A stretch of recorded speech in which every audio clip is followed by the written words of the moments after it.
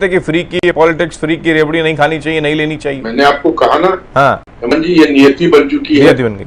संदीप जी उस पर कुछ कोट कर रहे हैं, कर दीजिए संदीप जी फटाफट से, मैं आ रहा हूँ अरविंद जी के पास। संदीप जी बस एक लाइन बोलूंगा कि 85 करोड़ लोगों को राशन मुफ्त देते रहेंगे।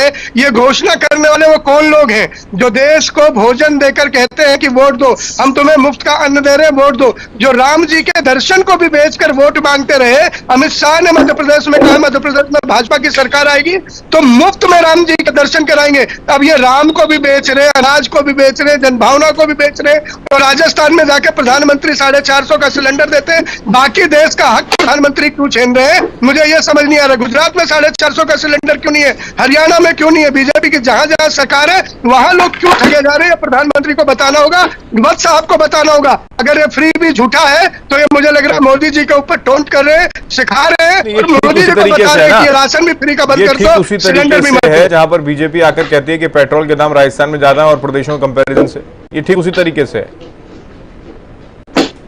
मैं तो कह रहा हूँ कि गुजरात में क्यों नहीं दे रहे, गुजरात में तो बीजेपी लगातार जीतती आ रही है भैया। गुजरात में 450 रुपए का सिलेंडर वहां के लोगों को क्यों नहीं मिलना चाहिए? आलू जी ने सरेंडर कर दिया, तो कह रहे हैं कि नीति बन गई है, सरेंडर कर दिया पहले। प्रधानमंत्री क्यों छीन रहे हैं? सिर्फ चुनावी राज्यों में प्रधानमंत्री जाके कहेंगे कि मैं जीतूंगा तो 450 का दूंगा, जहां जीत के आए वहां पर उनके जेब क्यों काट रहे हैं? ये सवाल पूछना चाहिए। देश के लोग परेशान है। आलोक जी जवाब है आपके पास, जवाब दीजिए फटाफट से। अरविंद जी के पास जाऊंगा फिर मैं। आलोक जी मैंने आपको कहा ना हाँ। कि ये नियति बना दिया है सब पार्टियों ने, और वो हम पर भी लागू हो गया है कि अब लोगों को क्या फ्री में दे सकते हैं, इसका लोग इंतजार करते हैं। नहीं वो तो क्या है, शुरुआत आपने करी, फ्री में राशन बांटा, शुरुआत आपने करी, वो तो ये कह रहे हैं। नहीं, वो जो फ्री में राशन बचा हाँ। वो, और उसको एक्सटेंड भी कर दिया है।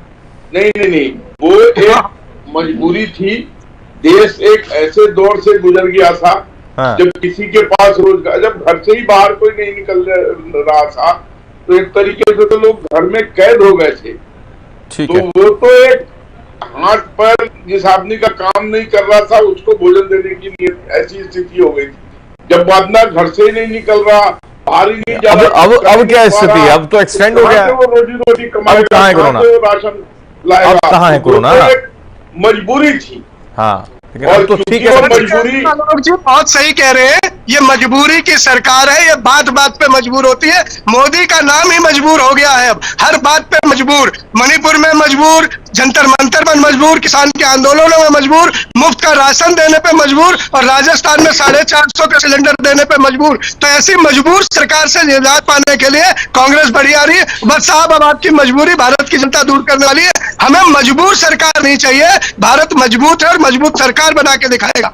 अच्छा, तो आप मुझे एक चीज बता दीजिए, अगर हम मजबूर सरकार है तो आप तो महामजबूर सरकार है। बेशक है। आपने जो कर्नाटक में वायदे किए पूरा कर दिया आपने उसको।